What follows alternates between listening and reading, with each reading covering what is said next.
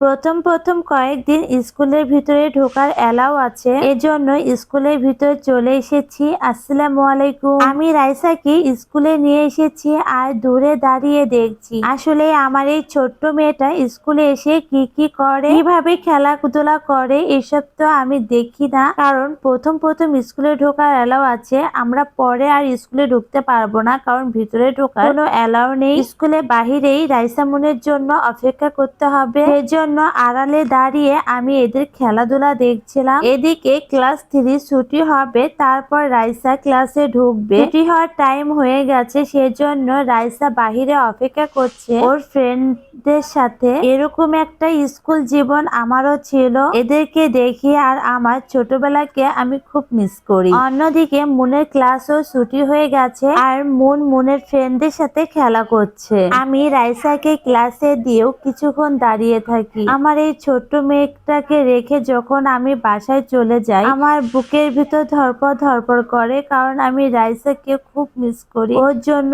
আমার কেন জানি বুকে একটা অংশ ফাঁকা ফাঁকা লাগে। মন তো একটু বড় হয়েছে, মন তো সবকিছু বোঝে, ওর অনেক ক্লাসে ফ্রেন্ড আছে। মনের জন্য এরকমটা হয় না যেটা আমার রাইসার জন্য হয়, কারণ রাইসা অনেক ছোট, অনেক আবেগে অল্পতে কান্না করে দেয়। সেই জন্য ওকে নিয়ে আমি এমনিতে অনেক টেনশনে থাকি।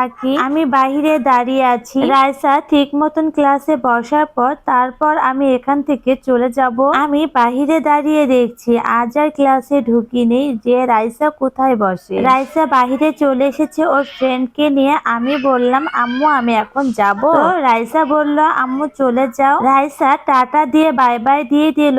এদিকে এসে দেখি মুনের ফ্রেন্ডের সাথে খেলা করছিল। তো আমি মুনকে বললাম আম্মু এখন চলো, রাইসা ক্লাসে বসে পড়েছে, এখন মুনকে নিয়ে আমি চলে যাব। এরকম করে প্রতিদিন আমি বাসায় চলে যাই, কিন্তু আজ আর বাসায় যাব না। আজ আমার সিম্পল একটা জিনিস কেনাকাটা আছে, সেই জন্য চলে যাব কুটির শিল্পে। আর মুনের সাথে মুনের ফ্রেন্ডও যাবে আমাদের সাথে, কারণ ওর বাসা ঠিক ওইখানে। আজ আমি এখানে এসেছি, এখান থেকে একটা গলার সেট কিনবো, আর সেটা হবে সিলভার কালার। এই কালারের সেট গুলো আমার অনেক বেশি ভালো লাগে। অনেকগুলো দোকান খোঁজাখুঁজি করার পর এই দোকানে আসলাম। এই সেটটা আমার মোটামুটি পছন্দ হয়েছে, কিন্তু কিনতে চেয়েছিলাম সিলভার কালার, এটাও ঠিক সেরকমই, কিন্তু এটা মনে হয় একটু কালো কালো কালার এসেছে। যাই হোক, যেটা কেনার জন্য এসেছি সেটা কেনাকাটা করা হয়ে গেল। এখন আমি বাসায় চলে যাব, কিন্তু ওই যে মুনের সাথে মুনের ফ্রেন্ড আছে আর ওর আম্মু বলল ভাবি এখন আর বাসায় গিয়ে কি হবে,